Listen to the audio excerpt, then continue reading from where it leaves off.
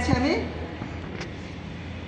এটা হচ্ছে চামচ, আপনার তরকারিতে চামচটা হয়, তরকারি চামচের উপরের অংশটা কেটে ফেলে দিয়ে এই কাজ করার জন্য এটা সর্বোত্তম পদ্ধতি। এটাকে আগুনে এভাবে জীবাণুমুক্ত করতে হবে। তারপর এটা যে মুখের অংশটা দেখেন, এটা কিন্তু যে গর্ত ছিল, দেখছেন গর্ততে টিস্যু ছিল, এটা কিন্তু একটু গর্ত নাই, কারণ এটা কাজ করা হয়েছে। এরকম গর্ত থাকবে, ওই গর্তে টিস্যুটা বসাই দিবি হলো। টিস্যু দিয়েছিলাম, সেই টিস্যুর অংশটা মুখের অংশটা ফেলে দিব।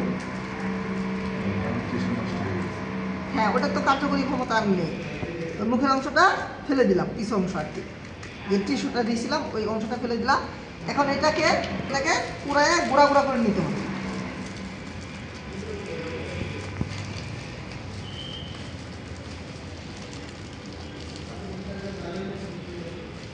এটাকে হাতের তালু এইভাবে নিবে, আর এটাকে এখানে নেবা, ল্যাম্প থাকবে এখানে, তুলা থাকবে আমার সাইডে, আঙুলের কাছাকাছি কাজটা করার চেষ্টা করবো। এখানে মুখটা খুলবো, এখানে হচ্ছে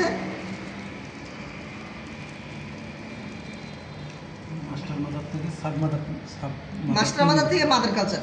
এই যে মুখের যে অংশটা আছে, এই মুখের অংশটা শুধু ভর্তি করে দিব, এই নেক পর্যন্ত পুরোপুরি ভর্তি করে দিব, আর কিচ্ছু করতে হবে না। ভর্তি করে দিয়ে এইভাবে তুলা জীবাণুমুক্ত করে এইভাবে চাপ দিয়ে লাগাই দিব। এটা আবার ফুল চাপ দিয়ে লাগাই দিব, এইভাবে যেটুকু চাপ দেওয়া যায় চাপ দিয়ে লাগাই দিব।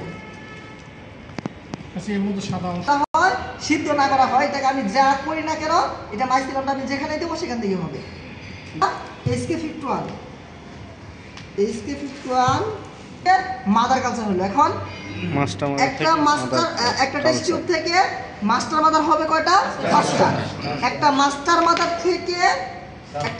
মাদার থেকে মাদার কালচার হবে 40 থেকে 50টা। 40 থেকে 50টা। এখন কিভাবে হবে? আমি যেহেতু থেকে 50টা অটোমেটিক হয়ে যাবে। হ্যাঁ, 6 কেজি গমের ভুসি, 100 গ্রাম ক্যালসিয়াম কার্বনেট চুন, এটার জন্য 120টা প্যাকেট হবে। 12 কেজি। হ্যাঁ, মানে আপনার হচ্ছে স্পনের ক্ষেত্রে তো 1:3 বা 4 এরকম, কিন্তু মাদারের ক্ষেত্রে অর্ধেক, কাঠের গুঁড়ো অর্ধেক, গমের ভুসি অর্ধেক, এরকম আর কি।